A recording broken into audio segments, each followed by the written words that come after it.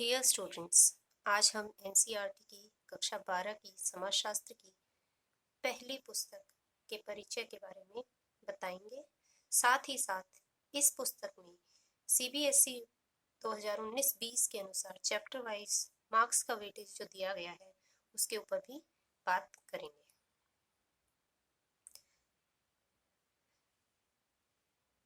इस पुस्तक का उद्देश्य भारतीय समाज से आपका परिचय कराना है, लेकिन यह परिचय केवल सहज बोध के नजरिए से नहीं होगा बल्कि समाजशास्त्रीय दृष्टिकोण से होगा। इस विषय पर हमने पहली वीडियो में बात की थी कि सहज बोध क्या है, जो कि हमें बिना किसी प्रयास के समाज का हिस्सा होने के चलते जिस तरह की जानकारी, जिस तरह का ज्ञान हमें मिलता है उसे सहज बोध का नाम दिया जाता है। जबकि समाजशास्त्रीय दृष्टिकोण से तात्पर्य समाज का एक वैज्ञानिक तरीके से तटस्थ रूप से विश्लेषण करने से है। इस प्रकार इस पुस्तक में उन सभी व्यापक सामाजिक प्रक्रियाओं की तरफ संकेत दिया गया है जिन्होंने वर्तमान भारतीय समाज को आकार दिया है। वर्तमान समाज को, जैसे भारतीय समाज को हम आज देखते हैं, उसके लिए रिस्पॉन्सिबल जो भी सामाजिक प्रक्रियाएं हैं, मुख्यतः उनके बारे में हम चर्चा भारतीय समाज नाम की पुस्तक में करेंगे। भारतीय समाज को आज का समाज बनाने में औपनिवेशिक शासन का बहुत ही महत्वपूर्ण रोल रहा है, उसकी बहुत महत्वपूर्ण भूमिका रही है। तो सबसे पहला जो पॉइंट है वो यह है कि मोटे तौर पर हम कह सकते हैं कि औपनिवेशिक दौर में ही एक विशिष्ट भारतीय चेतना ने जन्म लिया। भारतीय चेतना से तात्पर्य है कि हम भारतीय हैं, भारत हमारा देश है। इस तरह की जो चेतना है, इस तरह का जो फीलिंग है, वो फीलिंग भारत के अंदर औपनिवेशिक दौर में ही आई। औपनिवेशीकरण या औपनिवेशिक दौर से तात्पर्य उस समय से है जब हम ब्रिटिशर्स के अंडर थे, अंग्रेजी सरकार के अधीन थे। औपनिवेशीकरण प्रक्रिया को अगर हम देखें तो ये प्रक्रिया होती है किसी एक भौगोलिक क्षेत्र के लोगों द्वारा किसी दूसरे भौगोलिक क्षेत्र में उपनिवेश या कॉलोनी स्थापित करना, जिस पर वे आर्थिक राजनीतिक तौर पर शासन करते हैं। जब विश्व में औद्योगिकरण हुआ तो बहुत सारे यूरोपीय देशों ने अन्य देशों को अपनी कॉलोनी बनाया, जहां वे अपना सामान बेचते थे तथा उन देशों या कॉलोनियों से कच्चा माल कम दामों में खरीदते थे या फिर वहां से सस्ते मजदूर लाते थे। इस प्रकार औपनिवेशीकरण एक ऐसी प्रक्रिया थी जिसमें कुछ देश अन्य देशों का शोषण भी करते थे। तो भारत भी इस तरह की एक कॉलोनी था और हम अंग्रेजों के उपनिवेश या उनके एक कॉलोनी थे। औपनिवेशिक शासन यानी कॉलोनियल रूल ने पहली बार पूरे भारत को एकत्रित किया। ये फैक्ट है कि भारत आज जिस तरह से भारत कहा जाता है, ये एक जो भारतीय चेतना है, ये उस औपनिवेशिक दौर में ही आई जब अंग्रेजों ने भारत के ऊपर शासन किया हुआ था। साथ ही पूंजीवादी आर्थिक परिवर्तन या कैपिटलिज्म से रिलेटेड जो भी परिवर्तन थे और आधुनिकीकरण यानी मॉडर्नाइजेशन जैसी जो प्रक्रियाएं हैं, ये प्रक्रियाएं भी भारत के अंतर्गत तभी आई जब हम औपनिवेशिक दौर में थे, यानी ब्रिटिशर्स ने या अंग्रेजों ने इन्हें भारत में इंट्रोड्यूस किया। औपनिवेशिक शासन के अंतर्गत भारत की आर्थिक, राजनीतिक एवं प्रशासनिक अधिकरण की उपलब्धि भारी कीमत चुकाकर प्राप्त हुई। अब हम कह रहे हैं कि ब्रिटिशर्स के टाइम पे ही हम आर्थिक तौर पे एक नई तरह के कैपिटलिज्म में पहुंचे।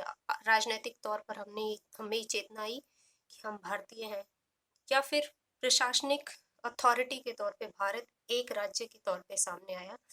लेकिन इसमें भारत ने काफ़ी बड़ी कीमत चुकाई जो कि उसके शोषण के द्वारा हमारे सामने आती है। हालांकि इस युग का सबसे बड़ा विरोधाभासी जो सच है वो ये है कि इसी उपनिवेशवाद ने अपने शत्रु राष्ट्रवाद को जन्म दिया है।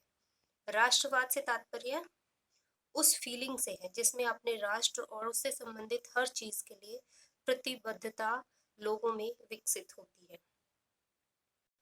तो इसे क्यों कहा गया है विरोधाभासी? क्यों? क्योंकि हमें यह पता चलता है कि इसी उपनिवेशवाद के कारण, यानी अंग्रेजों के कारण ही, जब वो हमारे ऊपर शासन कर रहे थे, उसी समय भारतीयों में भारतीय राष्ट्रवाद की जो फीलिंग है वो उसने जन्म लिया, और उसी के अनुसार फिर भारतीयों ने अपनी स्वतंत्रता की डिमांड रखी, और उसके चलते ही आगे जाकर ब्रिटिशर्स को भारत छोड़कर जाना पड़ा, और भारत एक देश के रूप में, एक राष्ट्र के रूप में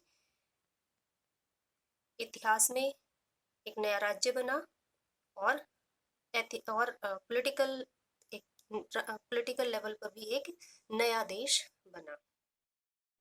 साथ ही पश्चिम शैली की शिक्षा की बदौलत उभरते मध्यम वर्ग ने ही उपनिवेशवाद को उसकी अपनी मान्यताओं के आधार पर ही चुनौती दी। यानी ऐसे भारतीय जो कि पाश्चात्य शैली या पश्चिम तरह की शिक्षा प्राप्त किए हुए थे, अंग्रेजी शिक्षा प्राप्त किए हुए थे, उनके उभरते हुए मध्यम वर्ग ने ही अंग्रेजों के द्वारा किए जाने वाले अत्याचार के खिलाफ अपनी आवाज उठाई। इसी पाश्चात्य शैली की शिक्षा ने भारतीयों को पुनः अपनी परंपराओं को खोजने के लिए प्रोत्साहित भी किया। इसी उपनिवेशवाद के समय में भारत में नए वर्गों एवं नए समुदायों को जन्म दिया, जिन्होंने बाद में भारत के इतिहास में महत्वपूर्ण भूमिका निभाई। इसलिए समकालीन भारतीय समाज उन सभी घटनाओं का मिला जुला रूप है जो उपनिवेशवाद के कारण भारतीय समाज के सामने आई, भारतीय समाज ने जिन्हें झेला, और इन जटिल प्रक्रियाओं को ही हम इस पुस्तक के अगले अध्यायों में पढ़ेंगे।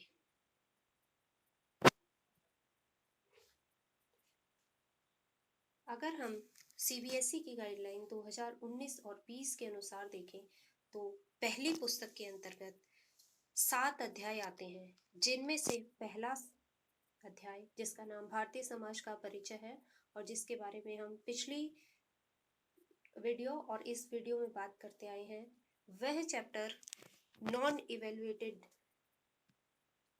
के अंतर्गत आता है। यानी कि यह जो पार्ट है, इस पार्ट को पेपर के अंदर इससे कोई भी क्वेश्चन नहीं आएगा, बल्कि ये आपको एक बेसिक समझ बनाने के लिए, एक परिचय देने के लिए दिया गया था। अब इसके बाद अगर हम देखें तो इस पुस्तक में कुल मिलाकर 7 अध्याय हैं। 7 अध्याय में से पहला अध्याय नॉन इवेल्युएटिव है, और उसी तरह से अध्याय 7 भी नॉन इवेल्युएटिव है। इसका मीनिंग ये नहीं है कि 7वें अध्याय से कोई क्वेश्चन आपके पेपर में नहीं आएगा, इसका या उसको पढ़ना ही नहीं है आपको, बल्कि अध्याय 7 बहुत महत्वपूर्ण बनता है जब आप अपना प्रोजेक्ट का कार्य करेंगे, यानी आप अपनी परियोजना का कार्य करेंगे। तो परियोजना कार्य से संबंधित जितनी भी गाइडलाइन है, जिस तरह के तरीके आपको काम में लाने हैं, जिसके अनुसार आपको परियोजना बनानी है, वो सारी गाइडलाइन, उस तरह के सारे जो मुद्दे हैं, वो मुद्दे अध्याय 7 में दिए गए हैं। हाँ, इससे थ्योरी का कोई क्वेश्चन आपके बोर्ड एग्जाम में नहीं आता है। तो देखिए, अध्याय वाइज हम देख लेते हैं, चैप्टर वाइज देख लेते हैं कि सीबीएसई गाइडलाइन के अकॉर्डिंग क्या क्या मार्क्स दिए गए हैं हर एक अध्याय को। अध्याय 2 जो कि भारतीय समाज की जनसांख्यिकी संरचना की बात करता है, यानी आप इसमें भारत की पॉपुलेशन और पॉपुलेशन से रिलेटेड ट्रेंड्स को पढ़ेंगे, जो कि 6 नंबर की वेटेज रखता है। तो यानी इसमें से बड़े छोटे जो भी क्वेश्चंस बनते हैं, जनरली 1 मार्क का क्वेश्चन इसमें से आता ही आता है, 2 नंबर का क्वेश्चन भी इसमें से आता है, और कई बार एक बड़ा क्वेश्चन जो कि 6 मार्क का क्वेश्चन हो सकता है, वो क्वेश्चन भी यहाँ से आ जाता है। अध्याय 3 सामाजिक संस्थाएं, निरंतरता एवं परिवर्तन। बहुत सारी सामाजिक जो संस्थाएं हैं, जैसे जातिगत संस्था है, परिवार है, इनके बारे में जो आप पढ़ेंगे अध्याय 3 में पढ़ेंगे, इसकी भी वेटेज जो है वो 6 मार्क्स की है।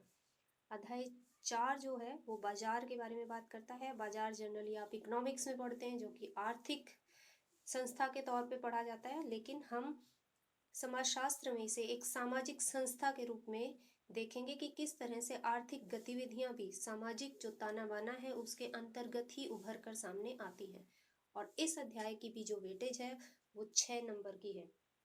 अध्याय 5 सामाजिक असमानता, विषमता एवं बहिष्कार के स्वरूप के बारे में बात करती है। तो सोशल आइसोलेशन, डिस्क्रिमिनेशन, इससे संबंधित जो बहुत सारे जो मुद्दे हैं वो मुद्दे हम अध्याय 5 में पढ़ेंगे। इसकी वेटेज भी 6 है। अध्याय 6 जो कि भारत की सांस्कृतिक विविधताओं को दर्शाता है और फिर उससे उत्पन्न होने वाली चुनौतियों के बारे में बात करता है। ये बहुत ही इम्पोर्टेंट चैप्टर है और इस चैप्टर की इम्पोर्टेंस आप इस बात से भी देख सकते हैं कि सीबीएसई भी इसे थ्योरी में 8 नंबर के क्वेश्चन यहाँ से आपको देता है। इस तरह से इस पुस्तक को अगर हम ध्यान दें तो 7 चैप्टर्स में से थ्योरी के आधार पर चैप्टर 2, 3, 4, 5 और 6 से ही आपके थ्योरी के पेपर में क्वेश्चंस आते हैं। Thank you.